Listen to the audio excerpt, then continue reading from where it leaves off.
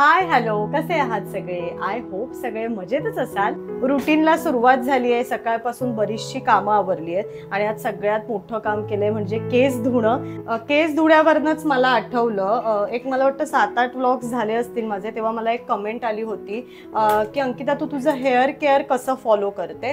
अगदी सिम्पल, मी आपलं जे कोकोनट ऑइल असतं पॅराशूटचं तेच माझ्या हेअर्ससाठी वापरते. फक्त जेव्हा मला केस धुवायचे असतात त्याच्या आदल्या दिवशी रात्री मी थोडंसं तेल वाटीमध्ये घेऊन गरम करते कोमटसर, आणि जो आपला स्काल्प असतो त्याला छान त्याने मसाज करते, म्हणजे रात्रभर मस्त ते तेल मुरतं. आणि दुसऱ्या दिवशी नॉर्मल मी सनसिल्कचा शॅम्पू वापरते, त्याने मस्त केस वॉश करते.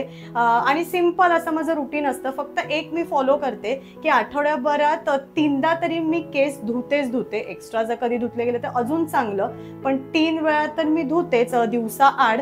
सो असं सिम्पल माझं हेअर केअर रुटीन आहे. आणि बाकी आजची कामं सुरू आहेत सगळी.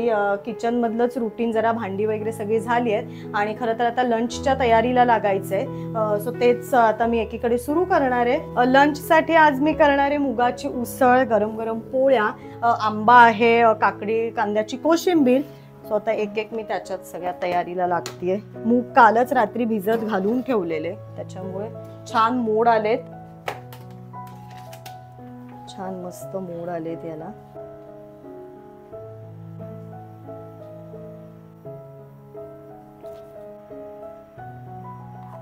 वॉटरमेलन सुद्धा आहे. सो जेवण झाल्यानंतर जरा वॉटरमेलन ज्यूस म्हणा किंवा फोडी नुसतं असा प्लॅन आहे.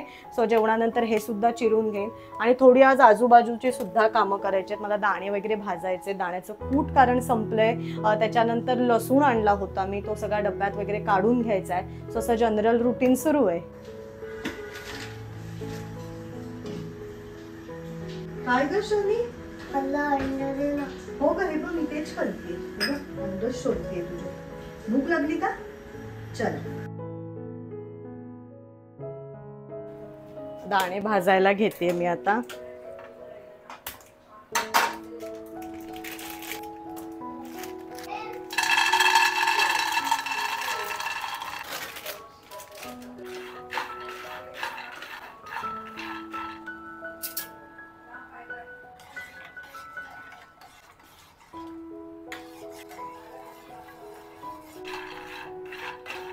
सुट्टीच्या दिवशी जरा ही कामं केली की आठवडाभर सोपं जातं. दाण्याचं कूट वगैरे केलेलं असतं, पटापट भाज्यांमध्ये वापरता येतं. आज जरा निवांत आहे, सो म्हटलं दाणे भाजून घेऊया. आई ग, हे कप्स पण त्या ह्याच्यात ठेवते, जाताना आजच घेऊन जा, उद्या विसरणार आपण.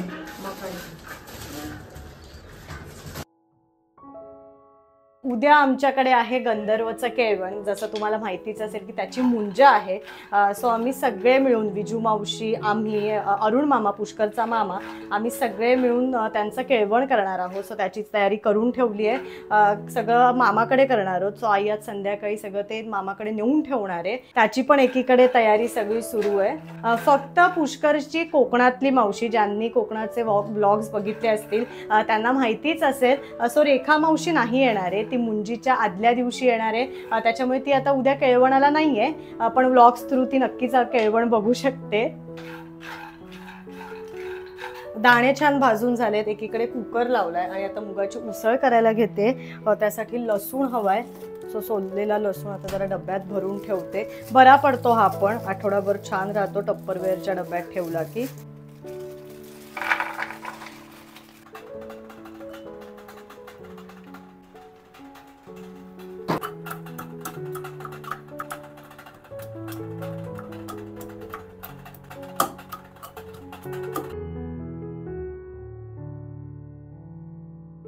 ऑलमोस्ट माझा सगळा स्वयंपाक झालाय. पोळ्या लाटतीये, फोडणीचं वरण केलंय इथे, मुगाची उसळ, कोशिंबिरीची तयारी करून ठेवली आहे. अगदी जेवताना ह्यात मीठ ऍड करेन.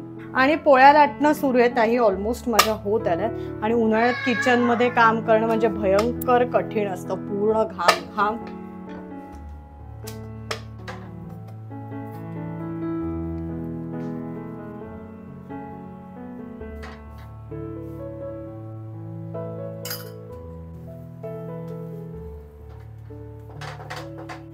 जेवण झाल्यानंतर थोडासा आराम करणार आहोत आणि आज संध्याकाळी मला जायचंय आत्याकडे. तिच्याकडे चैत्र गौरीचं हळदी कुंकू आहे. सो आज संध्याकाळी तो सगळा प्लॅन आहे. आत्याला तुम्ही बघितलंच असेल, अमृताच्या लग्नात मी आत्याची ओळख करून दिली होती. बाबा आईला सांग की रावला पाणी आणि फळका हवंय. कशासाठी? वॉटर कलरसाठी. केस छान वाळलेत आता माझे.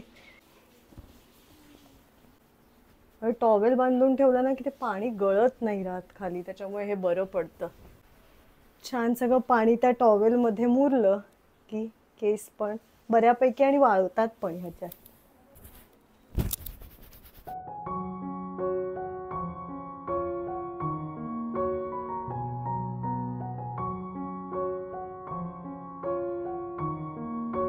दुपारी छान आराम झालाय आणि आता मी तयार झाली आहे. जसं सकाळी म्हटलं की मला जायचं आत्याकडे, चैत्र गौरीचं हळदी कुंकू आहे. सो आता मी निघते जायला.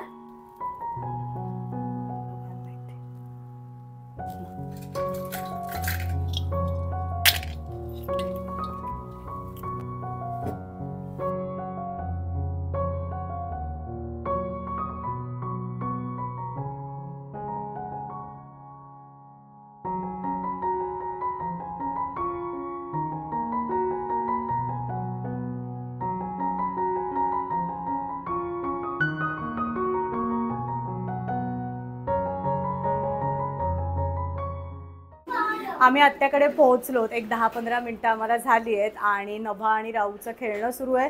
नभाला येताना मी क्ले घेऊन आलेले, सो ती खेळते. आणि बाकी आत्या, रोहित दादा, रुपाली, प्राची सगळ्यांनाच तुम्ही अमृताच्या लग्नात बघितलंय. सो आज यांच्याकडे आहे चैत्र गौरीचं हळदी कुंकू. किचनमध्ये छान देवाऱ्यात त्यांनी चैत्र गौर बसवली आहे, सो ती तुम्हाला सुद्धा दाखवते. आणि आत्याने छान इथे किचनमध्ये ही चैत्र गौर बसवली आहे.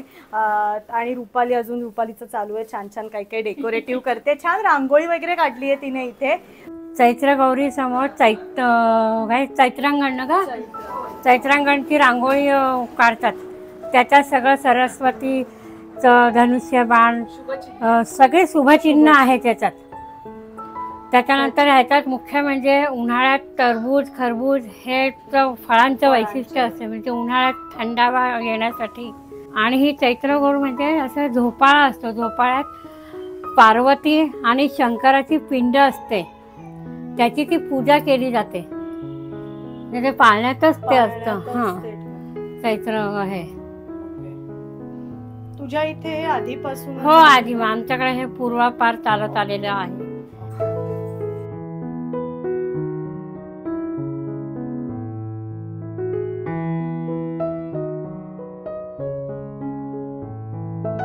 चैत्र गौरमध्ये आंबे, डाळ, पन्ह याचा नैवेद्य दाखवला जातो.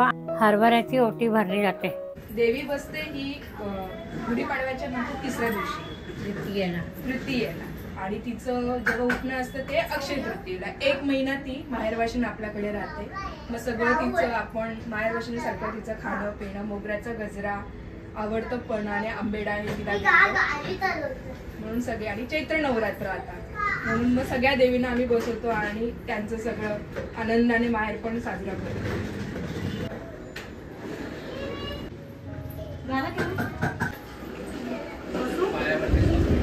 आता आपण जाणार आहोत.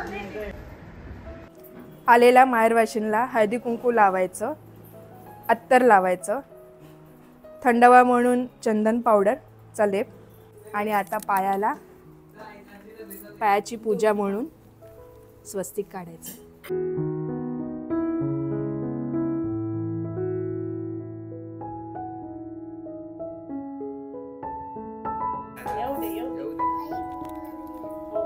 त्याला ऍपल देऊ, साल काढून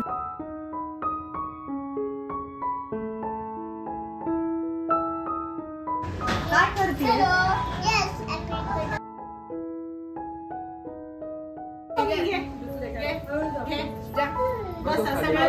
खाली बस, काही हरकत नाही.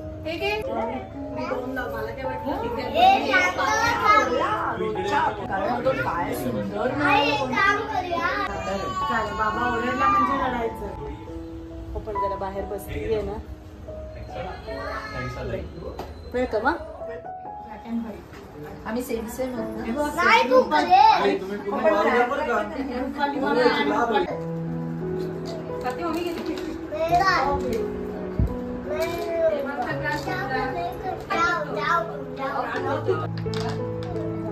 बरोबर लावलं होतं.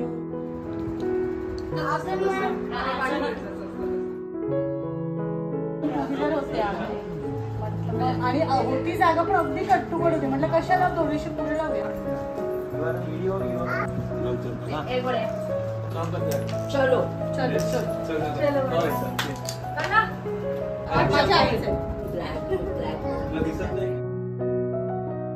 तर घरी आलेलो आहोत. आता मस्त पहिले फ्रेश होते आणि मग डिनरची तयारी. हॅलो. तर आल्यानंतर मस्त फ्रेश झाले आणि लगेचच डिनरच्या तयारीला लागलेले. तर आमचं डिनर वगैरे सगळं झालंय आणि पुढच्या कामांना लागले. जरा भांडी घासून घेते आणि ओटासुद्धा आवरून घ्यायचा आहे. सो आजचा सॅटरडे मस्त स्पेंड झाला आहे. आत्याकडे जाऊन सुद्धा खूप छान वाटलं, कारण अमृताच्या लग्नानंतर आज पुन्हा आम्ही सगळे भेटलो होतो. मज्जा आली खूप आणि खरं तर छान वाटतं असं. खूप दिवसांनी आपण फॅमिलीला भेटलो. फॅमिली काही फंक्शन असेल तर छान गप्पा होतात, एकमेकांची भेटीगाठी होतात. मस्त धमाल केली तिथे सुद्धा आम्ही.